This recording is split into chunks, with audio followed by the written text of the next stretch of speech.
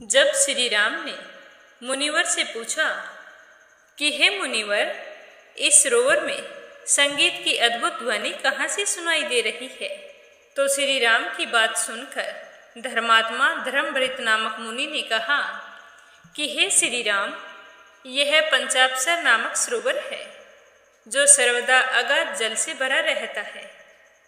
मांडकर्णी नामक मुनि ने अपने तप के द्वारा इसका निर्माण किया था।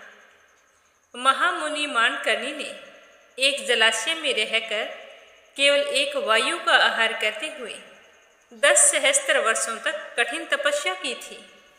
उस समय अग्नि आदि सब देवता उनके तप से अत्यंत व्यथित हो उठे और वे आपस में मिलकर सारे के सारे इस प्रकार कहने लगे कि हमें लगता है कि ये मुनि इतनी कठिन तपस्या करके हम में से किसी एक के स्थान को लेना चाहता है।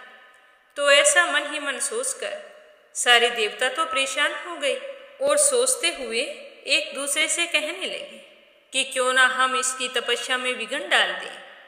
तो उनकी तपस्या में विघ्न डालने के लिए संपूर्ण देवताओं ने 5 प्रधान अप्सराओं को नियुक्त किया, जिनकी अंग कांति विद्युत के समान चंचल थी।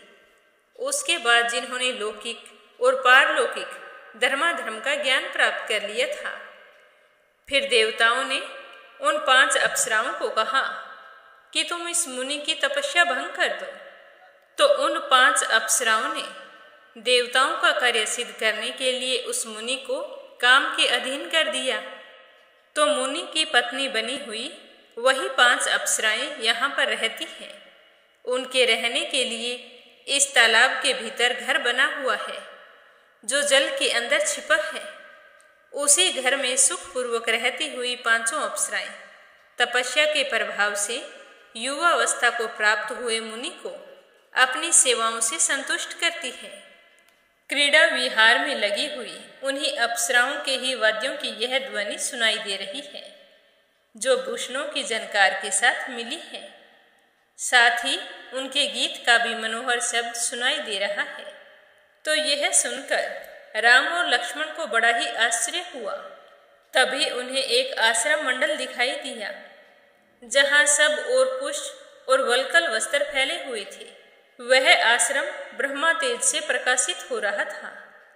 सीता जी तथा लक्ष्मण के साथ श्री राम आश्रम मंडल में प्रवेश करके वहां पर सुखपूर्वक निवास किया और वहां के महर्षियों ने उनका बड़ा आदर सत्कार किया।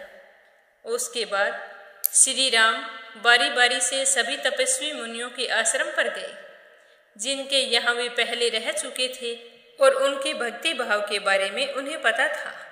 वे उन्हीं के पास दोबारा जाकर रह रहे थे। कहीं 10 महीने, कहीं साल भर, कहीं 4 महीने, कहीं 5 या 6 महीने या इससे भी अधिक, और कहीं उससे भी अधिक, और कहीं आधे महीने रहकर आगे चल पड़ते। इस तरह श्री राम ने कई महीनों तक वहां पर सुखपूर्वक निवास किया। मुनियों के आश्रम पर रहते हुए आनंद का अनुभव करते करते उनके 10 वर्ष वहीं पर बीत गए। इस प्रकार सब ओर घूमकर भगवान श्री राम सीता जी और लक्ष्मण के साथ फिर से सुतीक्षण के आश्रम पर चले आए। श्री राम उस आश्रम में आकर वहां रहने वाले मुनियों द्वारा भली भांति सम्मानित हो कुछ समय तक वहीं पर रहे। उस आश्रम में रहते हुए श्री राम ने एक दिन महामुनि सुतीक्षण के पास बैठकर बड़े विनीत भाव से कहा कि हे भगवान, मैंने प्रतिदिन बातचीत करने वालों के मुख से सुना है कि इस वन में कहीं मुनि श्रेष्ठ अगस्त्य जी निवास करते हैं, किंतु यह वन तो बहुत बड़ा है और इसी कारण मैं उन्हें ढूंढने में असमर्थ हूँ। मैं उस स्थान को नहीं जानता जहाँ मुनि श्रेष्ठ अगस्त्य जी रहते हैं। आप मुझे बताइए कि वो कहाँ रहते हैं। उन महर्षि का सुंदर आश्रम कहाँ पर है।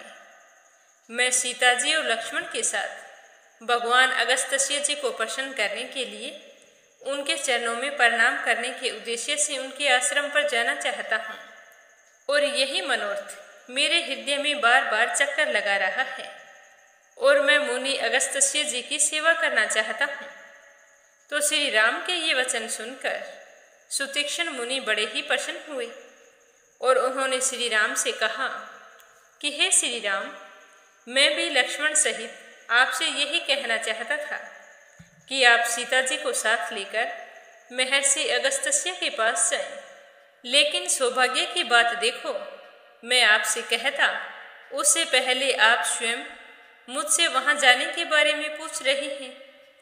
हे श्री राम, जहां महामुनि अगस्त्य जी रहते हैं उस आश्रम का पता मैं आपको बता देता हूँ। इस आश्रम से 4 योजन दक्षिण चले जाइए। वहां आपको अगस्त्य जी के भाई का बहुत सुंदर और बड़ा विशाल आश्रम मिलेगा। उस जगह वन की भूमि एक जैसी समतल है तथा पीपली का वन उस आश्रम की शोभा बढ़ाता है। और वहां पर फूल और फल बहुत ज्यादा लगे हुए हैं। नाना प्रकार के पक्षी कलरव करते रहते हैं। उस रमणीय आश्रम के आसपास रमणीय सरोवर है जहां पर भांति भांति के कमल खिले हुए हैं। वो तालाब स्वच्छ जल से भरे हुए हैं। हंस और कांडव पक्षी उस वन में सब ओर फैले हुए हैं तथा चक्रवाक भी उनकी शोभा बढ़ाते हैं। हे श्री राम, आप एक रात उसी आश्रम में ठहर जाना और दूसरे दिन प्रातःकाल वन खंड के किनारे दक्षिण दिशा की ओर चलना।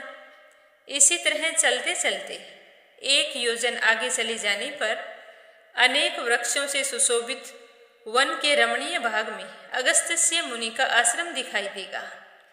वहां सीता और लक्ष्मण के साथ आनंद विचरना, क्योंकि वह वन बहुत ही सुंदर है।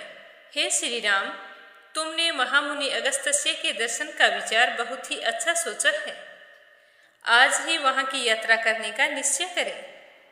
तो मुनिवर के ये वचन सुनकर श्री राम बहुत ही प्रसन्न हुए और उन्हें प्रणाम करके सीता जी और लक्ष्मण को साथ लेकर अगस्त्य मुनि के आश्रम की ओर चल पड़े।